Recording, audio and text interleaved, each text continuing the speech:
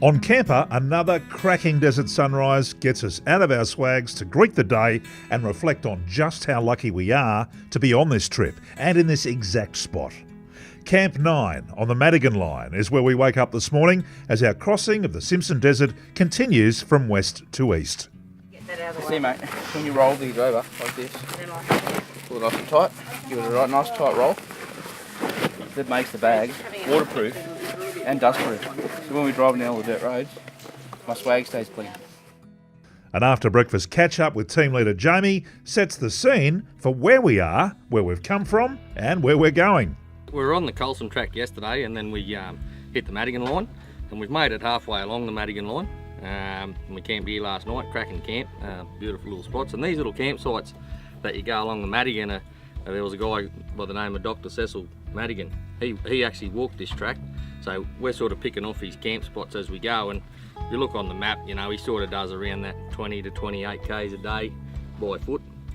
They're incredible people, weren't they, these early adventurers and explorers? Makes it look easy when we go across in our cars. Unbelievable. So these camps, well, they're numbered, aren't they, individually? Yeah, mate, there's a post at each one, and you know, if you've got a good navigation system, you can, you know, you're heading for them. The track's pretty defined at the moment. Yep. This track's getting more and more used. Years ago, you'd come through and there was no track. You'd have to find your way to the points just purely by GPS. Right. But yeah, the track's pretty defined this trip, and yeah, I don't think we'll have any troubles getting lost. Late yesterday afternoon, these dunes started to get huge, and it was kind of like, you know, it took me back to when I used to see these massive, they're like swells coming across the desert, aren't they? Oh, they're unreal, and the way that it changes, even when we came through a creek yesterday in the middle of the desert, you know, and there's trees and shrubbery and rocks and stuff. You know, it's just amazing how the country changes. And yeah, the dunes did get bigger yesterday afternoon, so it's going to be interesting to see what we've got in set for us today.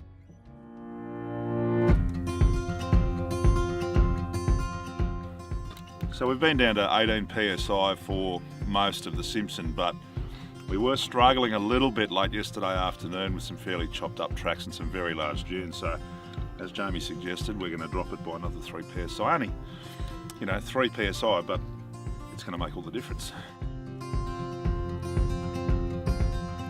With breakfast over, it's time to get moving, as we've got plenty of ground to cover today if we're going to make the turn off at Camp 15 to head south again down the Hay River Road.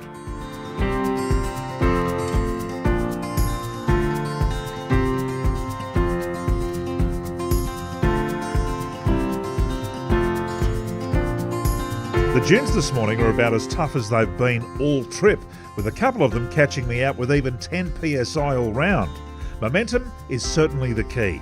Having said that, we haven't even touched the little stick at all this trip. Something tells me that may be happening sooner rather than later.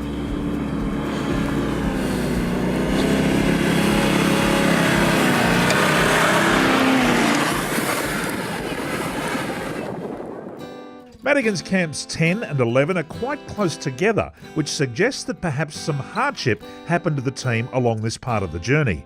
An opportunity to sign the visitor's book lets us know who's been through here and how recently. As with most things that are hard to get to, here at Camp 11, there's an opportunity to leave your name. Look at this. How great is this? So we might just do that on behalf of Campr. How lovely is that? And it's just nice too that the boys here, the ARB boys, had noticed that one of these signs had actually fallen down, so they've just cable tied it up to the star picket. It's just nice to think that people that come through here would actually continue to respect this idea. So we'll make sure that's all tucked away. Put the lid back on. To the next adventurer on the Madigan Line.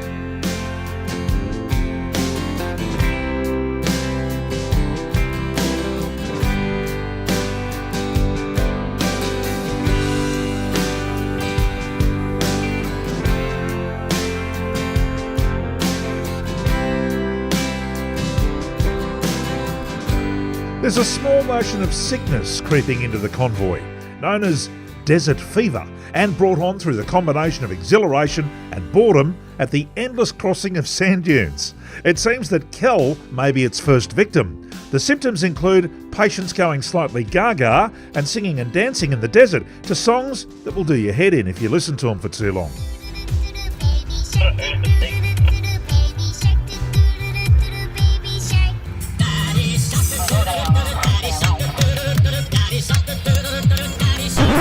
Okay, that's enough of that.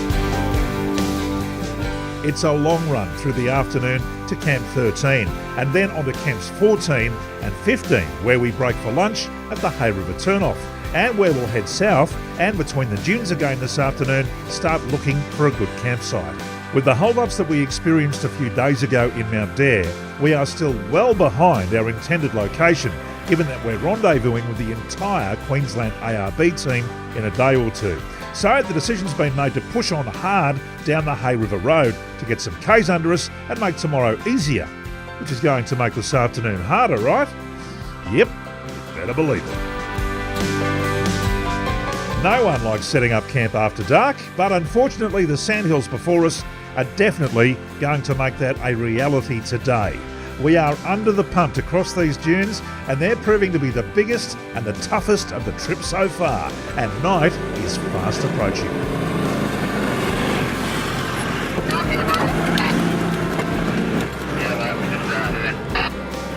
We roll into camp at about 8:30, but we've tamed the dunes and created a much easier day for ourselves tomorrow.